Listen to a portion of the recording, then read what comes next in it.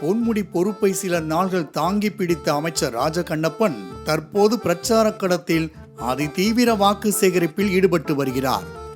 மனுஷன் என்ன கோபத்தில் தான் இருந்தாரோ என்னவோ, திடீரென பிரச்சாரத்தின் போது சக கட்சி தொண்டரையே தலையில் அடித்து விரட்டி இருக்கிறார்.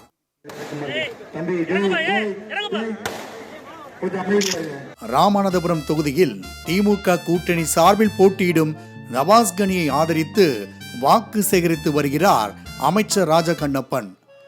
ஏர்வாடி பகுதியில் ஓட்டு கேட்டபோது கட்சி தொண்டர் ஒருவர் பிரச்சார வாகனத்தின் மீது ஏற முயன்றுள்ளார். இதை கண்ட அமைச்சர் வண்டியில் இருந்து கீழே இறங்கு என தலையிலேயே ஒரு போடு போட்டு விரட்டினார். இந்த காட்சிகள் சமூக வலைதளங்களில் பரவி வருகிறது. என்றைக்கு என் சினத்திற்கு சின்னாபண்ணமாக போகிறீர்கள் என்று தெரியவில்லை. சிவகங்கை தொகுதியில் கார்த்தி சிதம்பரத்தை ஆதரித்து திமுகவின் நட்சத்திர பேச்சாளர் திண்டுக்கல் ஐ. லியோனி பிரச்சாரம் மேற்கொண்டார்.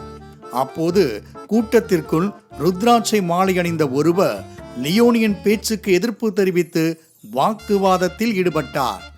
அப்போது உடன் இருந்த திமுக மற்றும் காங்கிரஸ் நிர்வாகிகள் எதிர்குரல் எழுப்பிய அந்த ஆசாமியை தர்ம அடி கொடுத்து நைய புடைத்தனர். காவல்துறையினர் இந்த தாக்குதலை நேரில் பார்த்தும் ஒரு வார்த்தை கூட கேட்காமல் வேடிக்கை பார்த்துள்ளனர். ஒரு ஆத்திர அவசரத்துக்கு உதவி பண்ணினாலே வந்து நானு உள்ள கைய முறிக்கிட்டு நெஞ்சில குத்துறாயா, அந்த குத்து குத்துறா என்ன அடி அடிக்க ஆரம்பிச்சா.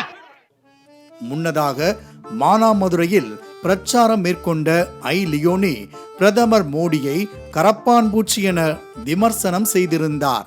சக்தி வாய்ந்த கரப்பான்பூச்சி, அது மாதிரிதான் ஒன்றிய பிரதமர் நரேந்திர மோடி.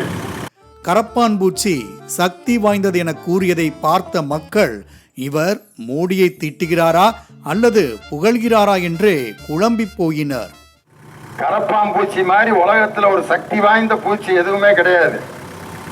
0 டிகிரி செல்சியஸ்ல கூட உயிரோட இருக்கான். 110 டிகிரி வெப்பம் அடிச்சா கூட உயிரோட இருக்கான். இருட்டுக்குள்ளேயே 15 நாள் கூட உயிரோட இருக்கான். அதுக்கு மாதிரி ஒரு தடவை அது முட்டையிட்டுச்சுனாக்கா 1000 குஞ்சு பொரிக்கும். அப்படிப்பட்ட சக்தி வாய்ந்த கரப்பாம்பூச்சி, அது மாதிரிதான் ஒன்றிய பிரதமர் நரேந்திர மோடி. தமிழ்நாட்டில் பிற நாள்களில் இல்லாத பல அதிசயங்கள் தேர்தல் சமயங்களில் நடைபெறக்கூடும். அப்படி ஒரு சம்பவம் தான் இது. விடுதலை சிறுத்தைகள் கட்சி தலைவர் தொல் திருமாவளவன் சிதம்பரம் மக்களவை தொகுதியில் வாக்கு சேகரிக்கும் போது திடீரென நடராஜர் கோவிலுக்குள் புகுந்தார். அமைச்சர் MRK பன்னீர்செல்வத்துடன் சென்று சாமி தரிசனம் செய்தவர் அங்கு பூசாரியால் திருநீரும் இட்டுக்கொண்டார்.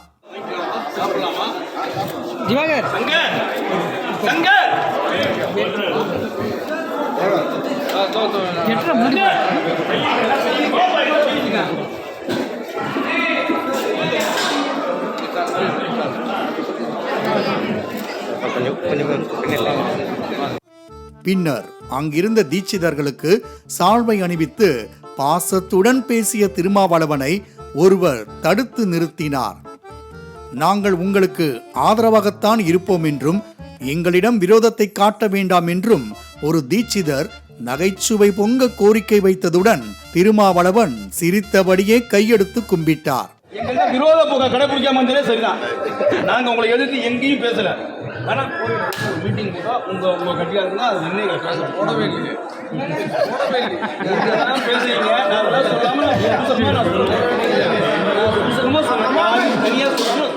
சாமி தரிசனம் முடிந்ததை தொடர்ந்து வெளியே கிளம்பிய திருமாவளவன் வழக்கம் போல நெற்றில் இருந்த திருநீரை துடைத்துக் கொண்டது வேறு கதை. பிரச்சார களத்தில் இவ்வாறான சம்பவங்கள் சர்ச்சைகள் மட்டுமல்லாமல் ஆட்டம் பாட்டம் வேலையை இழுத்து போட்டு செய்வதும் இல்லாமல் இல்லை. தர்மபுரி தொகுதியில் திமுக சார்பில் போட்டியிடும் வழக்கறிஞர் ஆ. மணி பெண்களிடம் வாக்கு சேகரிக்கும் போது புளியை நசுக்கி கொடுத்து உதவியாயிருந்தார். தலைவரோட முயற்சியில் இந்தியாவில் ஒரு கூட்டணி இந்தியா லெவலில் இது பண்ணி இப்போ தருமபுரி நாடாளுமன்ற தொகுதிக்கு எனக்கு ஒரு வாய்ப்பு தலைவர் கொடுத்துக்கிறார். போட்டி நான் ஜெயிச்சதுக்கப்புறமா மத்தியில் ஆட்சி மாற்றம் ஏற்படும். தேனி தொகுதியில் அதிமுக வேட்பாளர் நாராயணசாமியை ஆதரித்து பிரச்சாரம் நடைபெற்றது. இதில் வேட்பாளரை வரவேற்பதற்காக ஒலிபெருக்கியில் கட்சியின் கொள்கை பாடல்கள் ஒளிபரப்பப்பட்டன.